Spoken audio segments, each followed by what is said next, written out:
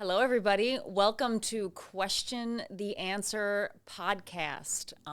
The whole premise of this podcast is basically it's okay to disagree. My name is Christine Salamone, and this is my co-host, Megan Culligan. Welcome, everybody. Well, you know what's interesting is I was making our bio for this, and I was going to put your last name as your pre-married name, because to me, you will always be Megan Marcella. Yes, Marcella. Yes, just like the sauce. Like the I look sauce. like it too. Yeah, no, you don't. You look totally Irish. All right, everybody. So what we are talking about today is really you're just going to kind of get to know who we are as people, as co-hosts, and how we know each other, and really just why this podcast came to fruition. It's a little bit of a unique story with myself and how I got Megan involved and why we're perfect for this. But that's really just the basis of the podcast. We'll get into a couple of, subjects. We're not going to dive too deep today, but it's really just to get to know us, who we are, and really what to expect from your co-hosts. Sound good? Sounds great. Perfect. So my name is Christine Salamone. I have been born and raised in Rochester, New York my entire life. I've never left. Same. Born and raised. That's right. Yeah. Yeah. Never left, never went anywhere. I've been here my whole life. I still get lost in the city of Rochester, in fact, because I'm the worst driver on the planet. But I'm not someone who does any social media. I do none. Which is interesting that we're doing a podcast because you're going to have to join the world. Yeah. But I think that's what's going to make it interesting for this. Well, I mean, here's how this whole idea started. I know an individual who at one point in my life was like, hey, you're really opinionated. He's like, but you have a unique way of putting your opinion out, but like you do like to listen to other people's opinions. Not that it always changes your opinion, but you have this unique ability to kind of listen to both sides. And I was like, well, what do you mean? What are you trying to say to me? And he was like, well, why don't you start a podcast? And I was like, no, I don't do anything public. I don't do pictures. I don't do selfies. I don't do social media. I don't do any of that. I'm not interested in putting myself out there. So, a couple years goes by and COVID hit. And a lot of things happened during COVID. And, once again, I'm not going to lie, I am opinionated, 100%. But when COVID hit and the things that were going on in the economy, the things that were going on with the government, the things that were going on just in general society as a whole, it really kind of scared me. And for the first time in my life, I sat back and was like, I cannot be silent anymore. I agree. I think for me too, like I stayed in my own lane. You kind of go about your day. Days fly by. You don't stay in your own lane. But with COVID, so much was happening so fast. And I feel like for a lot of people, you, myself included, felt like there was so much to say, but nowhere to really say it. And you're hearing so many different things. And even growing up, I mean, we come from a big family and everyone is very opinionated. And yeah, so what you folks should know about Megan and myself is that we're cousins. And not only are we cousins, we're not distant cousins. We're very close. Our family literally every weekend was together, and we grew up very, very close. We have a very unique and special family. Yes. Which is interesting because you and I had hung out our whole lives from being little. That's funny that you said to me, like, I'm not going to turn my camera on today because you don't want to see what I look, which is interesting to me because I used to play with you in diapers. So I think At my you're best. beautiful no matter what. Yeah. Thank you. But that's exactly it. There was really nowhere to say it, and even if there was a place to say it, I don't believe anybody was listening. Right. Everybody was in a different boat going through the same thing, and people were just stuck in their heads a lot. And I think too, we were all going through the same things at the same time, but there was an overload of information, and people, because no one really knew what was going on or what was happening, they were taking information, just going off the handles with it. So you got people over That's here. a really good way to put it. Yeah, it was off the rails. So you got groups over here screaming about this, and then you have complete opposite viewpoints, and you're like, what do we believe? And every day something was changing, and I think you're just trying to get a handle on it. And now that some time has gone by, I think for both of us, we feel like, okay, a lot has happened. A lot is going to continue to happen.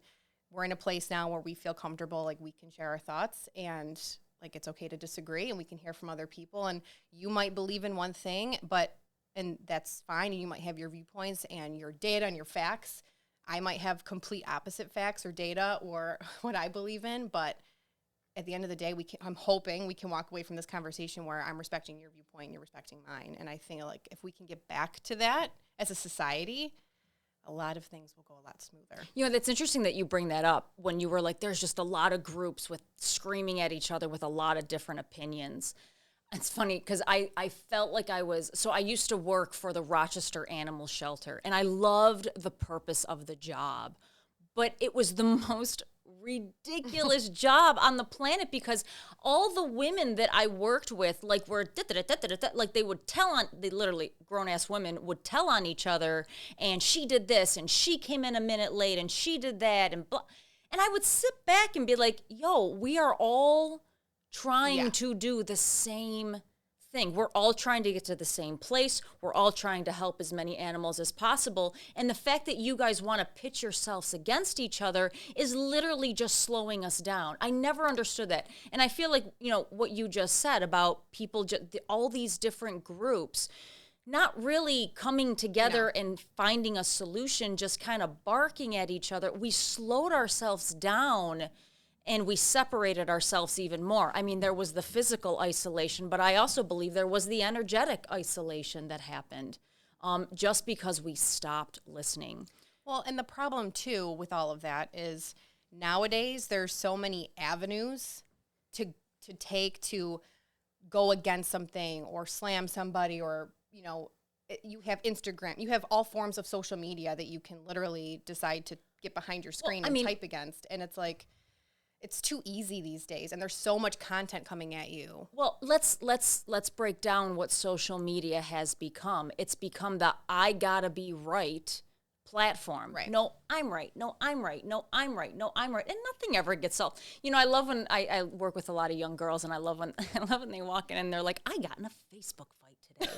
And I'm like, the Facebook forums are wild. I'm like, that sounds like a complete waste of time. Did you win? Wild. Well, no, I'm gonna answer them later. I'm like, this is what we waste our time on, is just trying to be right all the time, which is, it's interesting to me from someone who doesn't engage in any of it, and understanding that through this show I'm gonna have to start engaging with the general public. But for someone who doesn't really choose to engage in it, I find it a complete and utter waste of our energy, our time, our expenditures. I mean, I did a little research. I don't know. Let me ask you this question. Do you know how long the average human spends on social media, not just Facebook, but social media in general? A day? No, actually, believe it or not, no, you can't. Don't shoot high. This is just America, by the way, the U.S. It's an hour and 42 minutes. I believe it's like an hour and 43 minutes a day on social media. At least. That's a whole yoga class, by the way. It's a yoga class and the drive to the yoga class you could do rather than sit on social media and take your selfies. Yeah. Do you know how long the average teen sits on social media? Come on. It's got to be something outrageous. It's not as don't say a day, because it's not going to be a day. 8 hours. No. You're killing my point. No, it's just double 3.5 hours. I think it's more than that. I feel like it's more than that too. I mean, we have some younger cousins, and I've never seen them off their phone ever. And it's so easy. Like, now you got TikTok. Like, so if you have stupid. social media, and a lot of this is with a lot of the younger generations too, typically you don't just have one platform, right? So you have Facebook, or maybe some may not have Facebook, but Instagram, Snapchat, TikTok. I mean, and it's like you have one conversation going on one platform, which could be like, hey, how's it going? I'm sending you funny videos. And then you could Are they funny? Are they that funny? There's some good gems on social media. I've been shown a bunch of them, and I don't find them that funny. There's some really good gems. Okay. But all right. Then you have a different conversation on Snapchat. And then there could be a totally separate different conversation or content on Facebook. And it's just like you have to navigate through all these different platforms. And then, God forbid, you wind up on TikTok. You're just going down a rabbit hole of kittens and the Chinese government is just stealing all your information. Correct. As you're on it. Correct. So back to introductions, though. So what? Because I could talk about this for probably the next decade. What you can expect from me, I am.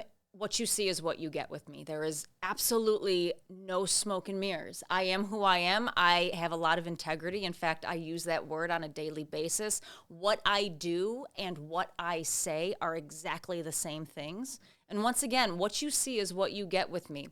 I'm happy to hear any viewpoints. I'm happy to listen to anything that disagrees with my own viewpoints. That doesn't mean you're going to change your mind, but I am interested in the other side. I'm very interested in the other side because, in my opinion, if you can't sit down and have an intelligent conversation, I don't understand, why do we need human interaction then? I mean, that's the whole purpose. We can just get robots to do everything for us.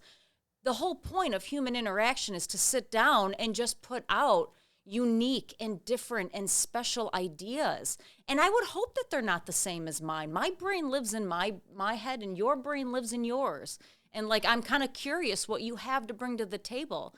Because in my opinion, all humans are special and unique, and they all have something to bring to the table.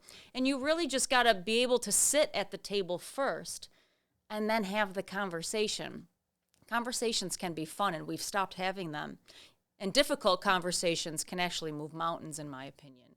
But once again, we've kind of stopped having them. So that's who I am. I'm not really here to make friends. In fact, I have very few friends, and I don't really care. I don't care what anybody thinks of me, and I never will. That's just who I am. You know, I'm 100% single, and I love to be single. It's society that has an issue with the fact that I don't date people. I know who I am, and I don't really look or need anyone's validation to remind me of that. So that's me in a nutshell. She's a girl boss. With me, like we said, I'm Chrissy's cousin, and I'm also a very loyal person, an honest person. I am very much a people person, too. So I love talking with different people. I mean, how boring would life be if everyone was the same? And I feel like, you know, you can have your own thoughts, have your own beliefs, and I stand by mine very strongly. But I'm also, like Chrissy, open to hearing what other people have to say. And honestly, just in my 35 years almost of life, I've learned so much from people who are you 34? Yeah, a couple more months. Oh, okay. So we got a birthday coming up. Okay. Yes. But I've learned so much from people who are so different from me along the way, and I feel like that's the beauty of it. Right? And that's how you learn and grow, whether you agree with everything they're saying. But again, who wants to be bored and just go with the same thing and hear the same thoughts and, have everyone be a yes person all the time to what you're saying? No fun. Now, you also are very different from me in the fact that you have the family life. Yeah, so I'm married. I am a full-time working mom of 3 little kids. Who are beautiful. They are. It's a circus, but naturally, I walk that fine line of like, I got this, everything's great, and I'm unstable. So, it's fun. It's fun and tiring. You hide it well, just so you know. Concealer. But yes. No, this is something I was so excited when Chrissy talked to me about doing this. I think, again, it's just a way to get ourselves out there and just have the discussions that maybe you don't really get to have every day and meet new people and, get out there. Why not? Yeah. Anything else you want to say to feel complete? I feel like you really sold yourself short on that intro, Megan. I mean, you got to keep listening to find out. But, no. Dun. Like I said, I feel like you go through your day-to-day, and I am on social media. So I'm on Facebook, Instagram. I don't have, TikTok, although I feel like it would be funny if we did some of the challenges that are on there just for fun. I don't think so. What's a challenge there could right be now? like a dancing challenge, or like there was one where you could get with your friend or whoever, your husband, partner, whoever it may be, with a glass of wine, and you both have to like keep it under your neck and lean back and try to drink the glass. Just, fun things like that. Yeah. We're going to get around it. You probably will. That's the sad thing. But I just felt like over time, there was so much being thrown at me, and I was just like, I had so many thoughts about it. And Well, you jumped on this idea. It was funny. Yeah. We were at a restaurant literally right across the street, and when I said it kind of clicked in my brain. I was like, oh my God, like wait, why not her? Why? Because why not me? I know I know you're gonna piss and moan for the rest of your life. You were at number 2. I was but second choice. yeah. But the best choice. Honestly, yes, you were, because the way you and I click is kind of unique. Once again, we've known each other for so long. I mean, I know a lot about you. You know a lot about me. You've seen my struggles. I've seen yours. I'll never forget the day you told me you were pregnant with twins. One of my most vivid memories. You were so unhappy about it. You were happy, but you were like, oh my God. I was in a state of shock. Yeah. And I don't think I really spoke for 9 months. Yeah. It was more just like, oh, okay, we have to move. We have to get a van.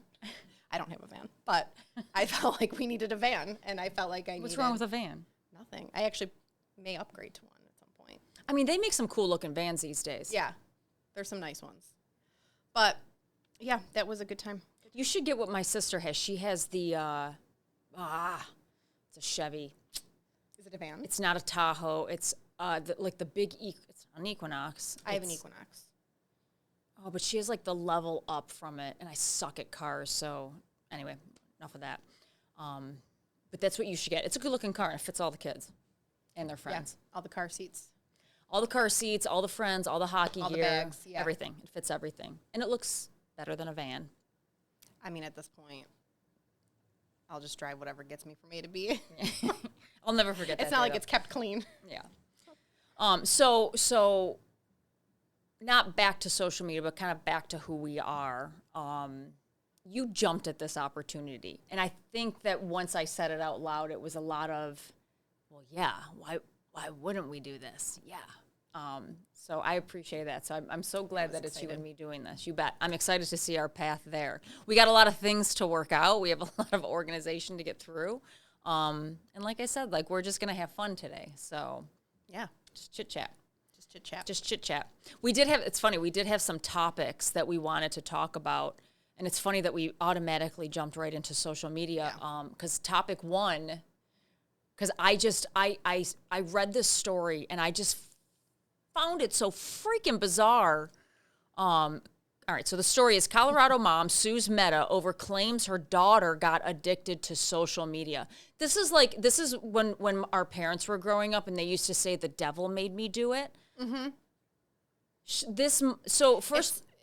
So let me just read you the facts real quick, and you can have meltdown, no emotional outburst. Cecilia Tesh has launched a lawsuit against Facebook, and by the way, she's not the only one. There's multiple lawsuits about this, and Meta.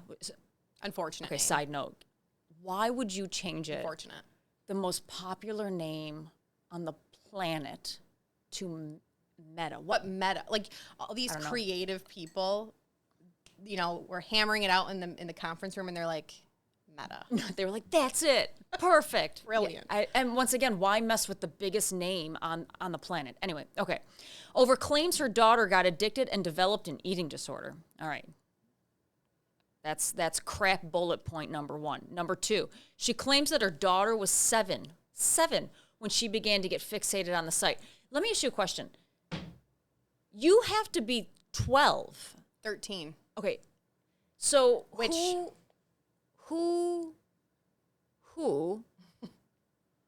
who got her the phone? Because it's not like the 7-year-old can go to the, to Time or who sells phones, or go to like a place where they sell phones and say, hey, I'm going to buy a phone at 7 years old. Here's $1,000. Right. Because that's how much they cost these days. Second, who then got her to the site and then lied about it? Here's the thing. I have a 6-year-old. Okay, so we're not too far off from this. And let me say your kid's name. In no way can I even fathom the thought of my almost 7-year-old. What would they do on it? To be on social media in what any would they way, do on shape, or it? form.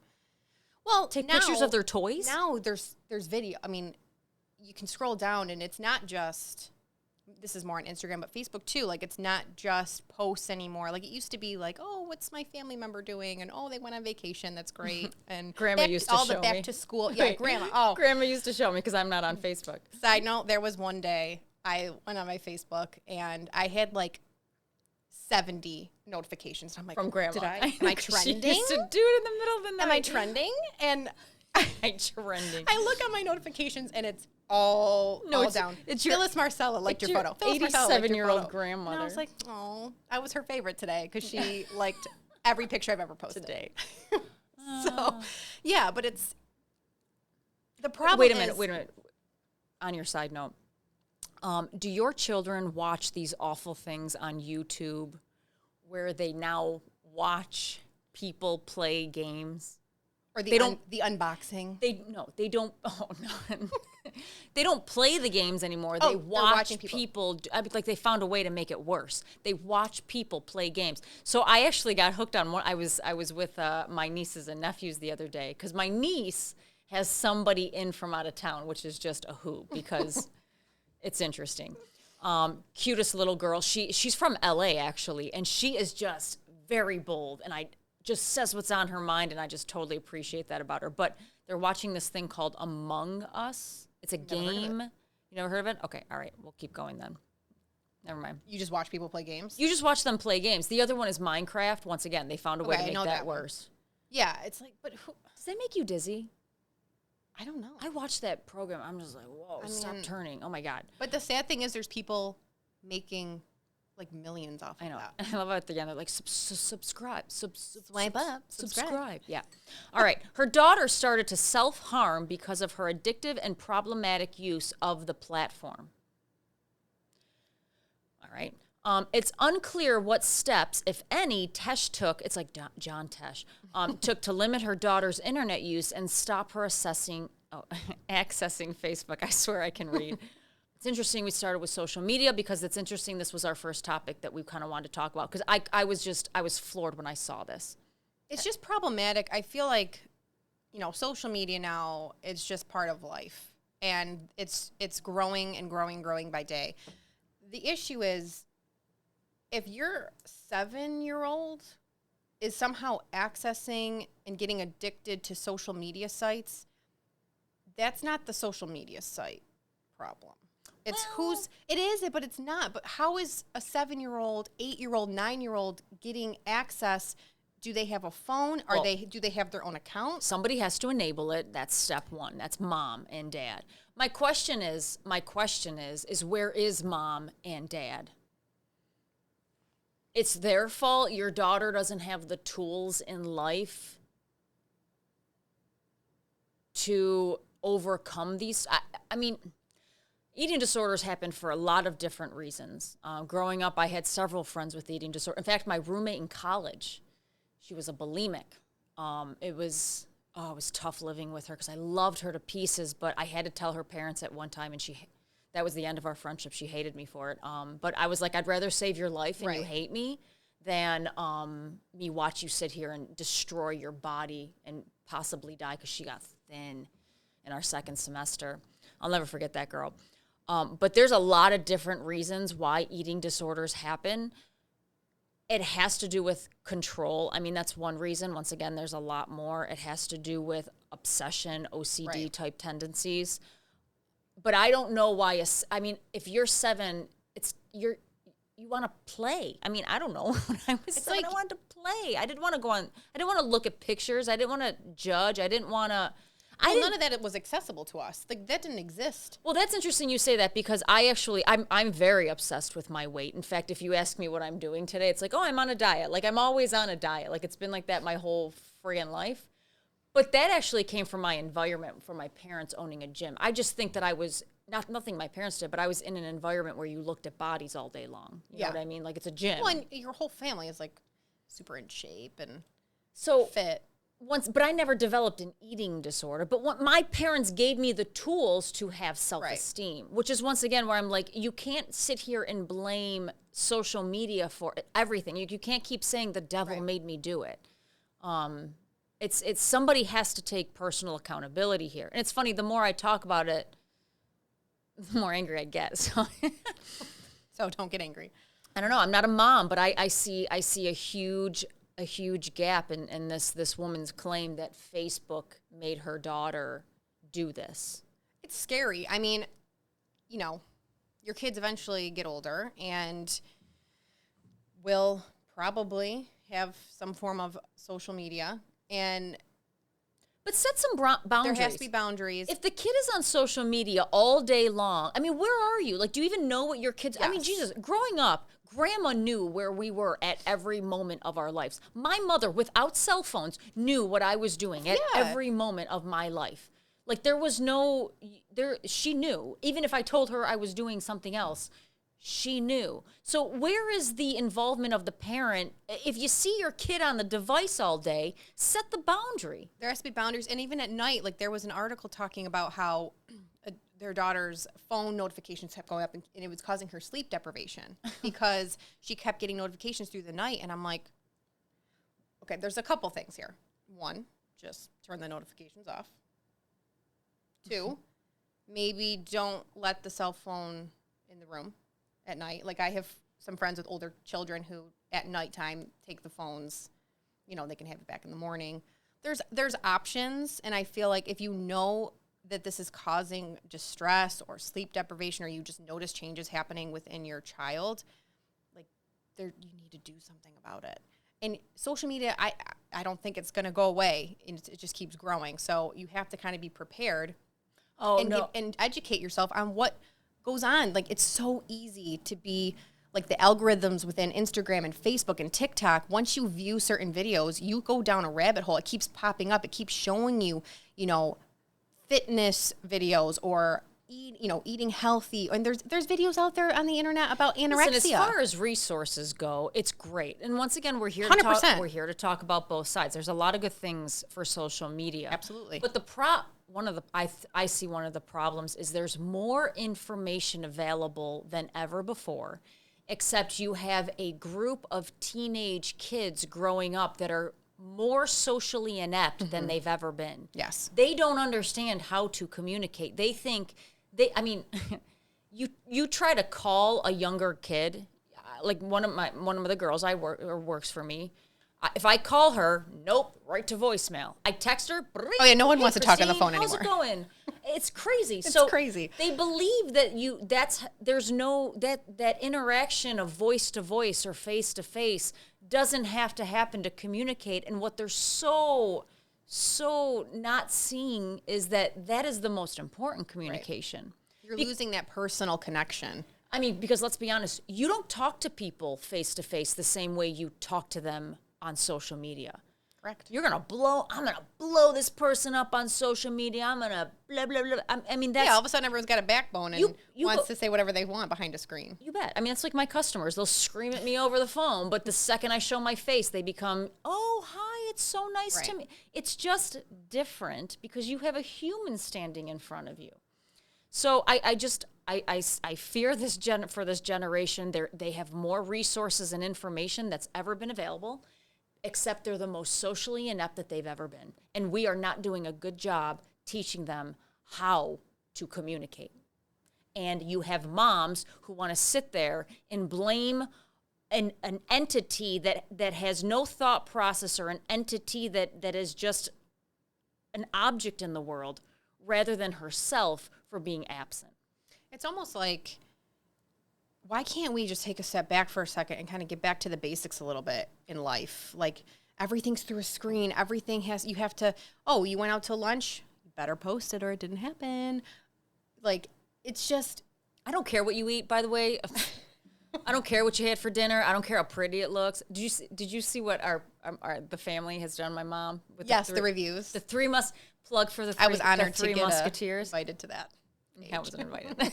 Well, you don't have a social media. That's right. That's right. But like, I don't care what you eat. I don't care that you drank a Coke. I don't care. I really don't. But it's just that type of a thing. Like you said, you're losing that personal connection. It's like, even you see it all the time when you go out to eat or you go to any public event. It's like you're with people to have a good time, but everybody's on the phone or posting or whatever, and you're not enjoying the moment that you're in with that person. So really funny story on that. me and my best friend, we go to New York City, and we go to this like really expensive restaurant, and it's New York, so the tables are very close together, and I'm getting so like inflamed because there's this couple next to us, and they're young, they're early 20s, and it's this kid who is looking at this young girl, and she is just buried in her phone. And I don't know why this caused such a reaction in me. And I mean, we're talking like a half hour goes by, 45 minutes. This is like $70 a plate type restaurant. This is not a Five Guys, okay? And I'm like, this ungrateful little girl can't get off her phone for 2 seconds to interact across from the person that is taking her out to dinner tonight. So she gets up and goes to the bathroom, and I proceeded to tell him my opinion of what was going on. Oh, my gosh.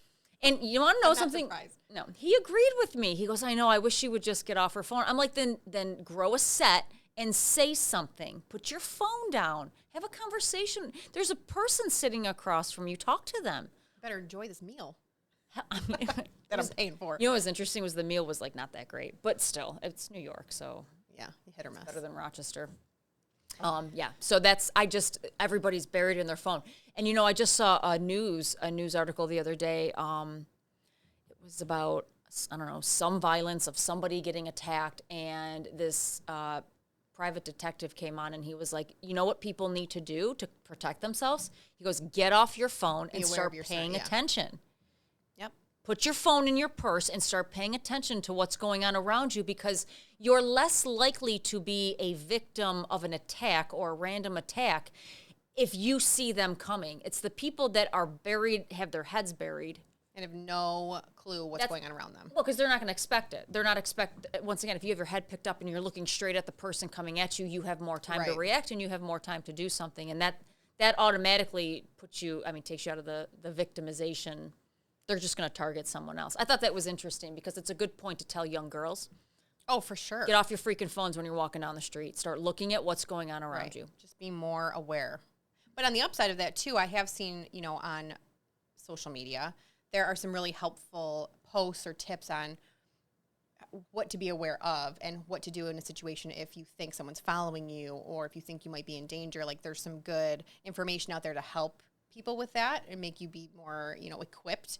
So to the upside of the social media thing, there's helpful information out there. Like you were saying, there's two sides. So you have great information, but then on the other side too, it's like, if you're too addicted to the thing that you're using. Well, it's like, double-edged sword. Well, yeah, you can't have one master. If you have one master, you're trapped in a box. Interesting point though.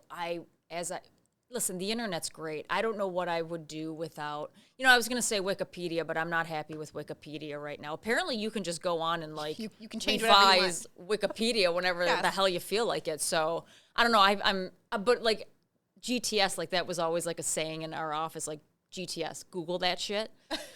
Yeah. Like Google that shit. Cause it's nice to just be able to look stuff up. At like the snap of a finger. And it's nice to have like YouTube videos. I'm obsessed right now. I can't even believe I'm saying this out loud. With pottery. Best show in the world. Oh, don't shake your head at me. Don't shake your head at me until you watch. It's called The Great You told me about this Pottery Throwdown. There's the host on the show. It's like this big dude. And they're in Britain, so they have like these really cool British accents, and they all sound really nice to each other. They sound more interesting, yeah. Totally. They totally sound way more interesting than we do. And he cries when he really loves the pottery. And at first, the first episode, I'm like, this freaking Twinkie. I'm like, oh my God. I love when he cries now. I'm on season 5. Like you want him to cry every time. Yes. And it's cute when he cries because he knows, because he laughs and he was like, I can't believe I'm crying. I mean, he says it every freaking time, although he does it every 5 minutes. But I don't know, pottery's like kind of consumed my world a little bit. I was really excited to see there's a pottery place right outside of here, because that's my goal for this winter, is to take a pottery. That's how exciting my life has turned into, is I'm like, goals for this winter, pottery class. I would love to say that I'll watch that show, but I probably won't. So okay, if I do TikTok, then you're going to watch the Great Pottery Show. I'll watch an episode of the Great Pottery Spinning, whatever they call it. It's not easy. It looks fun. No, throw the clay down. Anyway. Anyway, so but I love that you can look it up because I swear someday I could be a really good cook if I put like some freaking effort into it. But That's nice. You have those feelings. I don't cook shit right now, but I swear I could be one. I make like a mean mac and cheese from the box. From the box, Velveeta. No, just like good old Kraft. You know who's really good is Annie's. Annie's, yes. I was actually just talking to my parents about Annie's mac and cheese. Yeah. So anyway, I love that you can look up like these. Oh, but if you look up some of these baking videos and like the sounds of them I love mixing, watching baking videos. I'm not gonna lie, it's They're kind of relaxing. Calming. It's totally relaxing, and it makes you want to live like a different life. Stay home and cook all you day. picture like you're in like a French countryside with like windows open and you're wearing this like apron and what color would your apron be? Like a cream color. With interesting. That was not the color I thought you were gonna pick. Yeah, just like a neutral. I thought for sure it was gonna be pink. No. So speaking of rabbit holes in the internet, did you as I'm like researching like what. I mean, we all know what social media does to us: the bullying, the anxiety, the this, the that, the body image, quack, quack, quack. Did you know? So there was a young girl who tried to commit suicide and blew her face off, but she ended up surviving. Excuse me? Kate Stubfield. So as I'm researching all of this, like, because I can't believe this mother thinks it's Meta's fault that her daughter has issues. And I come across this young girl who blew her face off. When was it? This was in 2015. She was beautiful. Oh my God, she was beautiful. That's devastating. So she puts her, so she just broke up with her boyfriend.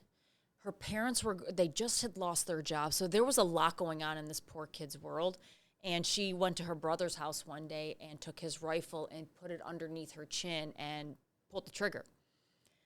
She ended up living, but she blew a hole through her entire skull, like in the front of her face. She blew her mouth out, her nose, and it went out the top of her skull and miraculously didn't touch her brain.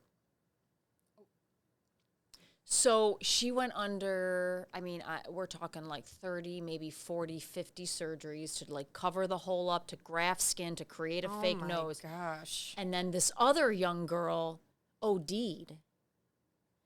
And they somehow, I don't know how they got to get the parent or the families or the doctors, whatever, however that works, gets together and was like, why don't we do a face transplant? Did you know you could do this?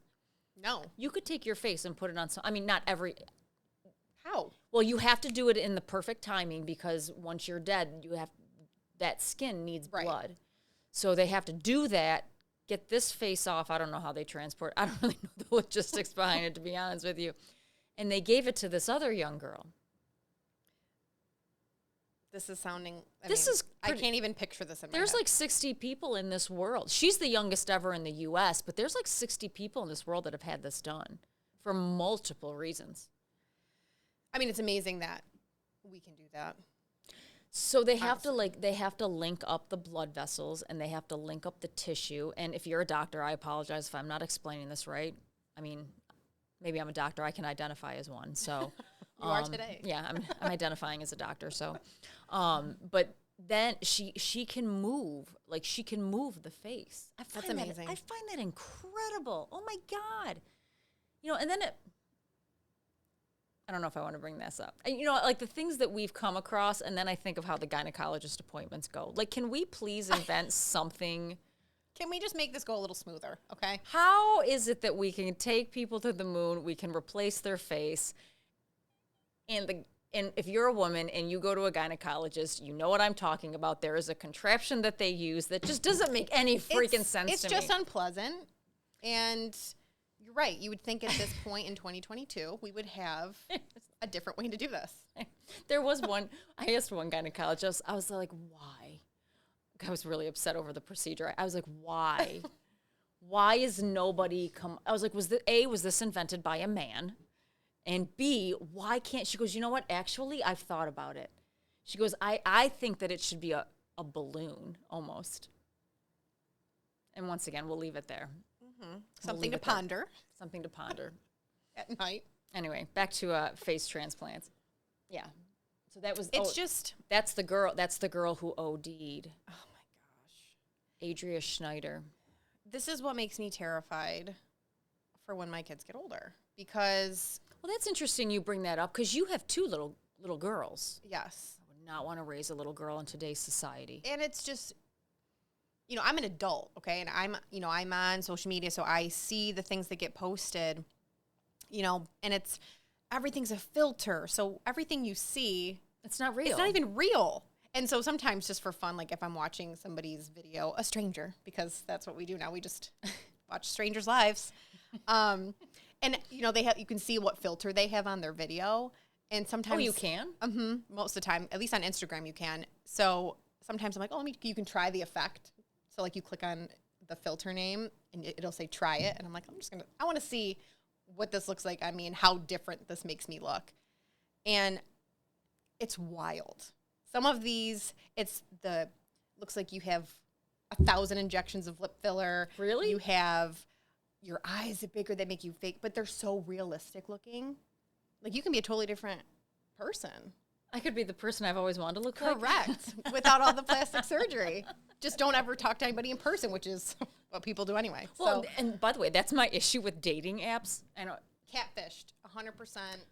Nothing is real. Well, that's once again, 100% single on purpose, and society has. I'm hitting the microphone. Society has more of an issue of me being single than I do. And what they don't know is how freaking happy I am. But no, we love this journey for you. What I don't and everyone's like, you should go online and date. You should go online and date. And to be honest with you, the only time I would ever want to do it is if I wanted to do like a social experiment. Like, sure, I'll go online and date, but I'm going to talk about it after, and I'm going to write something about it because I'm feeling.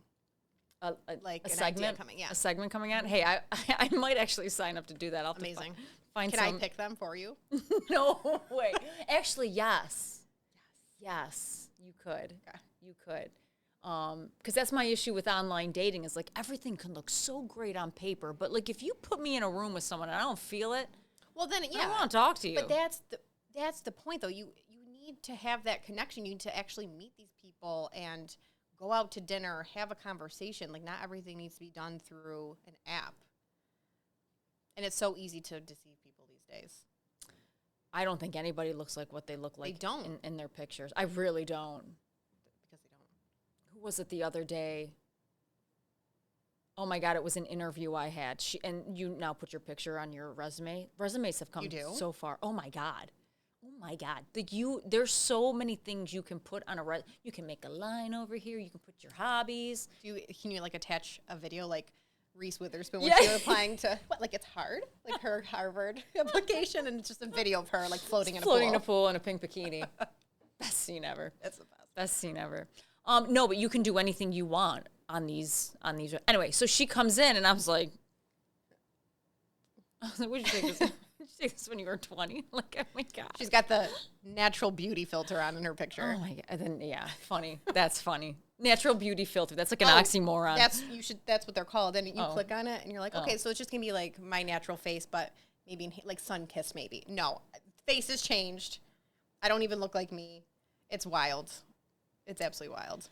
Yeah. So maybe we should do a segment on that. That might be interesting. No, not maybe. Like, we need to. It's going to happen. I'm not going to lie. My mother is going to kill me if she ever listens to this. But there was a point in my life, it was like 4, maybe 3 years ago. It was before my father passed, where I almost was like, I kind of think I want to go be an escort. No, let me clarify. Not one that, because there's escorts that you just date. You date high-end men and you don't sleep with them. Although my guess is you deal with an issue at the end of the date but that's what happens when you meet people at the bar anyway. All they try to do is get you in bed. It's the most annoying freaking thing in the world. But I was like, if there's like a escort service where I just get to date these guys and I just have to show up for dinner and talk to these people, I was like, that might be an interesting side job. Okay. You're funny. You're so Italian. Did your dad like No, but my thought process literally went to the fact that I was like, if I'm wrong, and you do have to sleep with these people, it's going to end very badly for that person. Yeah, like it's not going to happen. So no, I think, I think there's certain apps that genuinely you can meet good people on, but I do think a lot of them Christianmingle.com. Plenty of fish. I have no clue. Oh, you know who met on Plenty of Fish, right? I'll give you a few hints. They are in our family. Oh, yes. And they're causing a lot of issues. Say no more. Okay. See, it works. Say no more. That reminds me. Do you remember Empire Records? Say no more. Mon amour. Such a good movie. That was on the other day. Such a good movie. That and Father of the Bride has been popping into my head a lot. That's a classic. Okay. All right. Back to Faith. So that's her. Time spent on social media in a lifetime. What's that statistic with you spend 8 years of your life at a red light? Don't tell me. Like, I don't want to know these things. It's like an depressing. absurd amount of time. How much time you actually spend sitting at a red light? And I always wondered about that statistic because I was like, is it the same for like New York City? Yeah, I mean, where are they pulling this data from? I don't know. But this is alarming because look, the YouTubes. It kind of puts it in front of your face, like 1 year, 10 months, people will spend on the YouTubes. on the YouTube. From the intranets. That's a clip we got to play is Bushisms. Yes. He said some of the dumbest shit on the planet. It was so funny. But it applies to so much. Facebook, I see, and once again, I find Twitter, 18 days, that in a lifetime, I just find that low. I feel like this.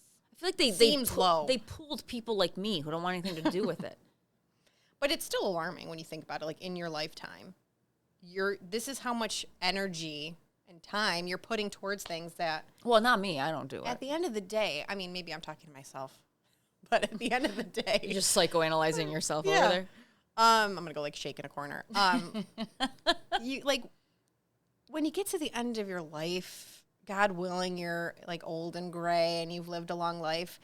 You don't want to look back and be like, wow, I wasted a lot of time caring about strangers' opinions. Oh, honey, I think we're all going to do that anyway. But it's sad. Why? I think that's because social media plays such a big role in a lot of people's lives, and people get so caught up in stuff that doesn't matter. See, I find that interesting because now here is my one biggest regret not being on social media. I don't really have a very well documented version of my life. I don't, you know me, I don't take pictures. I know. I've probably taken 5 pictures this entire year and have hidden them all. And I look at my friends and I look at you and I don't have anything documenting my life.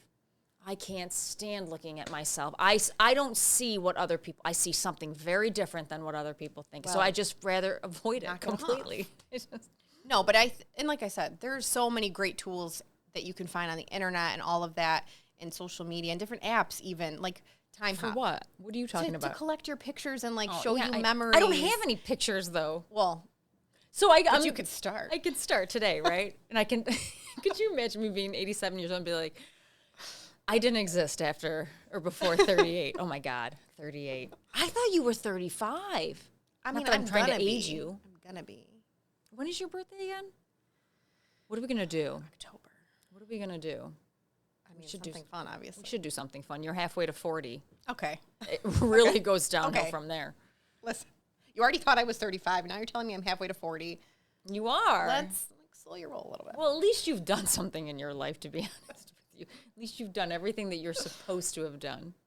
Ugh. Yeah, but what are you supposed to do? Oh, come on, you come from the same family I come from. You know, there's a comment my father always made about one of my cousins growing up, and I'm not going to name her. That's right, she doesn't talk to us anyway. Not on our side, but on the other side, because she wasn't married until she was older, and he used to always call her a flake. So I'm always Uncle Don. I'm always like, I wonder if my dad's in heaven calling me a flake. No. You're doing stuff that makes you happy. I know. Trust me, trust me, I'm not. That can be many different forms. I'm not upset about it at all. You know, it's funny, on my birthday, I was teaching one of my yoga classes on my birthday, and there's this part where you can message. It's in hips when you do hip opening. And I was like, you know, today's my birthday, and everyone starts cheering. And I was like, today's my birthday, and I think for the first year in my life, I can actually say that I'm genuinely happy. I'm genuinely happy. I'm not worried about where I'm going. I'm not regretting where I've been. I'm absolutely 100% really happy with my path, because I have messed up a lot. I've made a lot of dumb decisions. I've met a lot of dumb people. Once again, I haven't lived that typical life, but I love my path and what I've learned, because you'll never meet anyone like me. But I think that's the end goal. Regardless of what you do in your life, isn't that the goal? I have to make a lot of money, because there's going to be no children to take care of me when I get older. So I know that. Never say never. I have to make a lot of money just so I can pay for the nursing home they're going to put me in. What does FMAO? What does FMFO mean? What? It's like a cool thing that the kids say. FMFO. FMFO. No, but as I was reading this, FOMO. Oh my God. FOMO. Oh, fear of missing out. I know that. Oh, you do know that. Oh, okay. Is that what you were trying to say? Mm-hmm. Okay. So No. There's an F. I'll figure it out. I'll disregard. Disregard. But FOMO, fear of missing out. I feel like that was like literally the epitome of the last guy I dated, right there. FOMO. Totally. Right? Totally. Right. We won't say his name, but that was like his biggest fear is like, what is he going to miss if he doesn't go out and get slammed drunk on his face and go, oh. It's funny, that just popped up in my brain when I was reading that. And then self-image issues, who doesn't have that? But I think a lot of that comes with social media. Well, I think no. Growing up when we didn't have social media, like you had to go out every weekend. Oh, true. But the fear of missing out thing, you're seeing all these people do things. And it's like, I want to, especially like if you have certain groups of friends and some people went out and you couldn't, or you had other obligations or whatever, but you're seeing all the posts and pictures and videos. See, I don't give a shit. I don't know. Maybe I'm like an alien. I don't know. I don't care. I think that's great because you got to live your life. But with social media comes all of that content that you're seeing. And it can create that FOMO feeling. FOMO. Listen, I mean, I guess another little tidbit about me is I could care less what label you want to put on me. Here are the two principles in my life that dictate my voting style. Two things. I'm a very simple girl. Two things. I want the government to not tell me what to do, and I want the money that I make to go into my pocket. Whoever is going to give me those two things, that is who I will vote for. Right. I don't care if you're blue, red, purple, orange, whatever. Those are the two things. Stay out of my life. Don't tell me what to do, because I believe I can dictate the best decisions for myself. And I want the money that I work my ass off to make to go into my pocket. Amen. That's it. That's all I need. Everything else is just fluff to me. Well, it's just a big game, at the end of the day. It's not a game. It's not a game. There's a lot of principles and beliefs out there.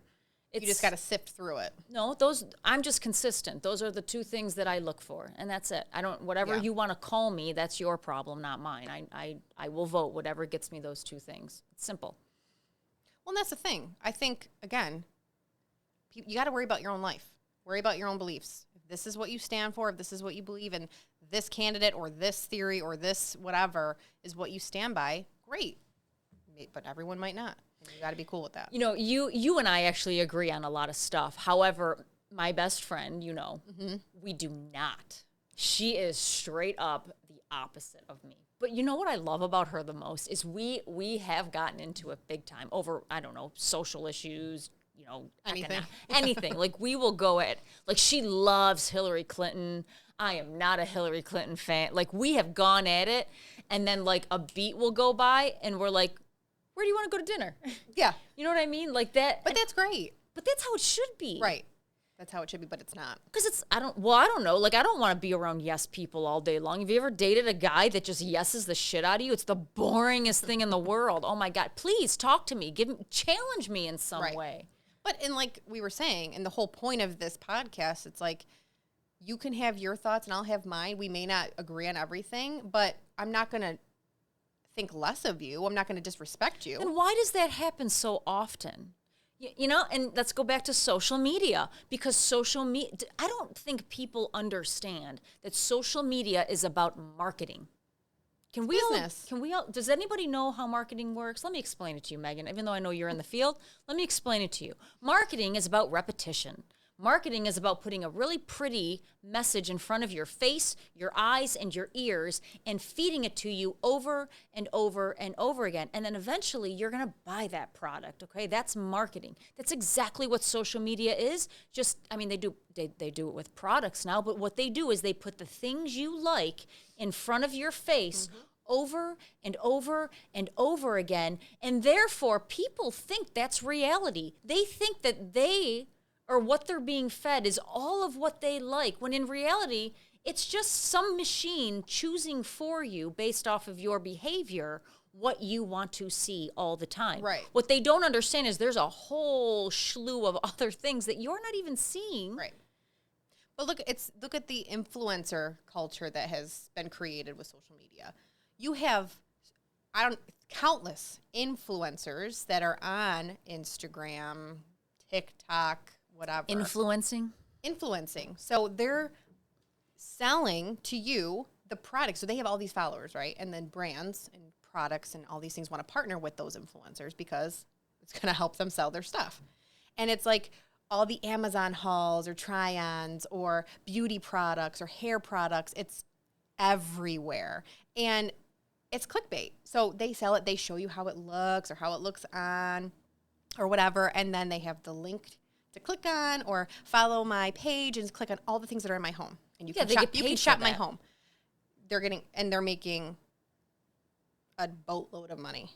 Well, and they're also helping these brands as well. Of course. And once again, it's just a different form of marketing. Not that I have an issue with it, but it's working. It's totally working. You know what's interesting? I read an article during COVID. A lot of it's not the millennials. What comes after millennials? Gen Zs went to be influencers. They went online to be influenced. And believe it or not, a good percentage of them were pretty successful. COVID ended, and because there's not as many people now going around on the internet because they've literally nothing to do all day, these kids now that were influencers are not influencers, not making any money, and they've had to go back into the job market, and they're struggling with it. Once again, because in your when you go through the younger you are going through a pandemic, and this pandemic was a doozy, let's be honest. Yeah. We've been through 2 pandemics in our lifetimes. I maybe have been through 3. And nothing like this ever happened. So this pandemic just changed everybody's life, and I'm not really sure we needed to freak out as much as we did. And everyone has their own opinion on it. I just know, I still have never caught COVID. Never. For real? For real. They should be studying me. They should be studying me and my mother both have never That's caught crazy. COVID. Uncle David either, never caught COVID. Well. So anyway. It's not fun. The younger you are when you experience, and we'll call it trauma, because that's like a big word for young kids these days, trauma, the more it actually stunts your developmental growth in your 30s and 40s, which is interesting. Because I listened to Phil Gwokey. I don't know if you ever heard of him. Mm-mm. Super interesting guy, really good looking too. And his voice is great. But he does this inclusive leadership training that we take through my company. And it's probably one of the only online trainings I've actually paid attention the whole hour, because what he does is the inclusiveness. He's like, I'm not going to sit here and talk to you about skin color, gender. He's like, he goes, all of that is inclusive. He goes, but those are just titles. He goes, the inclusiveness is because you need all of those different titles around the table because they've all had different experiences. Yeah. So they all bring those different experiences to the table, thus making it more diverse, thus making the process more creative, therefore leading to more success. But his most interesting point was, he was like, when you are in your teen years, you are learning how to communicate with the world. Yes. And if you break down the generations and how they communicate, you could see why the generations clash. So let's take Gen Xers, that's before us. They grew up with the telephone and they'll leave a message. You have reached Mr. and Mrs. Smith's house. Please leave a like it was very formal. So they show up to interviews very dressed up, very everything's very proper, and they speak correctly, and they're just it's almost like a facade that they put on because that's what they grew up in the communication realm. Now you go to millennials, you come to us. We grew up with the first BlackBerries, all right? We started that communication, so things were a little bit quicker, and you could kind of be yourself. So for us, it was all about authentism. Yes. Like, be yourself, stop with the professional crap, like, just tell me what you're trying to say. That was us, because that was our form of communication. Then you bring it to the lower millennials, which then the first smartphones come out. I'm spitting. Sorry, Adam. The first smartphones come out, and they're all about, like, totally be me, and like these emojis and expression. It's not even the younger millennials, it's the Gen Zs, and it's everything's through. So, like, if you text a Gen Zer and you don't put, like, an exclamation point or a smiley face after it, they think you're mad at them. And then, some people, like, literally just communicate with emojis. And then you go even younger to these 20-year-olds who, by the way, are workhorses, but things are so fast. Yes. Like, you can get what you need on Google. You can get this. You can send this text message. You can TikTok. You can do all that crap you were saying before in 5 seconds and multitask. What's happening with them is they expect to get raises and expect their titles to go up, like, in months, where you and I are like, 5 years, you got to be in a position, then you become a man. So they expect things to just happen on like the rapid, So I thought that was super interesting, those points, because I'm like, you know what, it kind of makes sense. Those teen years are so instrumental in how we learn to communicate with the world and how we just see the world. And it makes you think, like, I look at my niece right now who's 13, and I'm like, what are you going to grow up into? She's brilliant. I mean, I love her. She's probably the most perfect kid I've ever met. But it's, once again, she's into her hockey stuff. So she's not into boys yet, which is great. Great. But there's her old best friend. She's not friends with anymore because this girl has a cell phone. She has all the social, she's doing, like, boob shots. She's doing, like, butt shots. Yeah, like, this is at 13. Right. That's no. I don't think you should be allowed on social media at 13. Even if you are, why are you doing that? Aren't you still a kid? I don't know. See it out there. Once again, I wanted to go play, man. Like, you should see it out there. I just feel like that innocence of, like, children at 13. Yeah, 13. You're in your getting into the teenage years and all of that, but it's like, we're teaching kids to grow up so fast and doing these things that at 13, I mean, I was playing with our little cousin. I was playing Barbies with her, in the basement. I'm trying to think of who I was at 13. 13, we were doing, choreographed basement dances to NSYNC, okay? No, you were doing choreographed dances to NSYNC. That's what I still do that. That video is can we show that? Oh, that's a good idea. I'm calling your dad as soon as I'm done. I'm calling your dad. I mean, I'm trying to think of what grade is that? 7th? 8th? I was getting in. Oh no! Actually, that was the best year of my life. I was so much like, if you know me, this is weird. I was a class clown. Like, I was very popular. I got in so much trouble because I used to write on the lockers. You were that kid. I glued my lips together. I put stitches in my finger because I remember hearing about any of this? Oh! I got sent home from the principal because I super glued my lips together. Because me and my friends thought it'd be funny because we were bored. So we super glued our lips together. And then we couldn't get our lips apart, which was a little bit scary. But I'll never forget, they took an envelope opener. And she, I have to parted your lips. She goes, I have to call your mother. I was like, no, don't call my mom. Pay anything to go back to that moment in time to see your parents' reaction. The best thing is the librarian. The librarian was so mean to everybody. But for some reason, she just really liked me. And I convinced her I was deaf in one ear my so that I could scream in the library. And I was the only one allowed to do it. I'll never forget that woman. I used to throw trays at the lunch monitor because she was so nasty. Yeah, I don't remember this. And then I went to high school and I shut down. I completely shut down. I was so mad I had to go That I there. do remember. I shut down. I was just a wallflower at that point. So, yeah, that 13 was fun. But I wasn't, I did have my first kiss at 13. Same. Ty. Ty was his name. Yeah. Oh, you were 13 with your first kiss? Was he your boyfriend? No, it was a neighborhood kid. Who?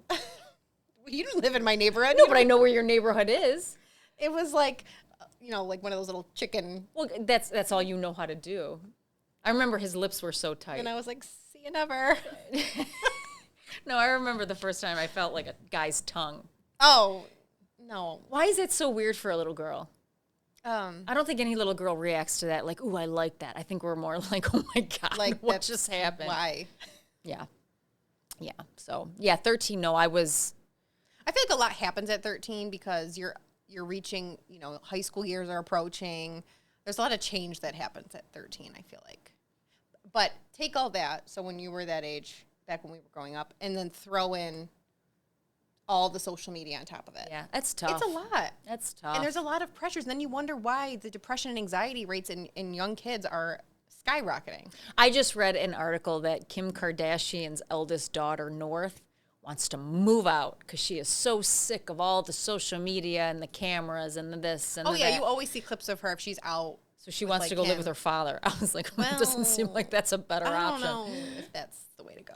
Yeah. But well, he does live a quieter life. he does. And he, he's a nutcase. He Are is you a kidding nutcase, me? but some things that he has said about social media, about paparazzi, about raising a family, like, they have made sense. Oh, he was very religious, wasn't he? Well, I think he still is. No, right, I'm sorry. Yes, he is very religious. Yeah. It's like you see interviews of him, and in one interview, you're like, wow, okay. I think he's bipolar. He's something. I think. But then in the next breath, it sounds like he needs to be away, like in a padded room for a while. Yeah. By the way, that kid looks just like him. Mm-hmm. She looks just like her father.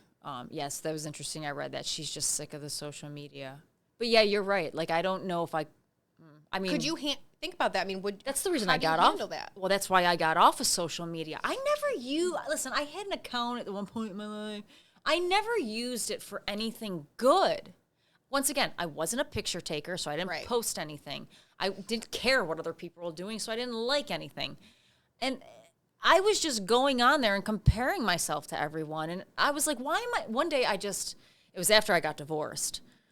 I was like, there was another reason too, but I was like, why am I doing this? Yeah. This is stupid. This is a waste of time, and all it does is make me feel bad about myself. Well, that's off. what's happening. And I think especially when you are a young girl or boy, there's so many things that you're seeing on social media. And I was 28 when I did that. I mean, it was still affecting me at 28. As an adult, it's affecting you. I mean, do you do that? All the time. Okay. It's like you scroll through, and it's like, again, with the filters and all that, and it's like the latest beauty trend, and you got to go get your this done and this done, or even like it could be things like homes, right? We're building our home. It's just a quaint little. It's like a mansion. Side note: can we talk about HGTV? Yeah. Okay. I love HGTV. Oh, see, and you're the problem. Okay.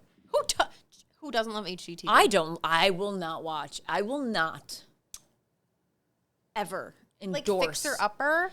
Yeah, it's great. But when you work in the home improvement industry and people think that's literally how construction goes, like you just go to commercial break and then the house is built. Like, that's not reality. Well, I'm a little bit way more far removed than you, but... Oh, my God. And then my customers, well, Pinterest has it looking like this. Can you do this type of door? And it's like, oh, my God. I just like seeing the designs and, sometimes it gives you inspiration. You're the problem. It gives you inspiration for things you'll never be able to afford.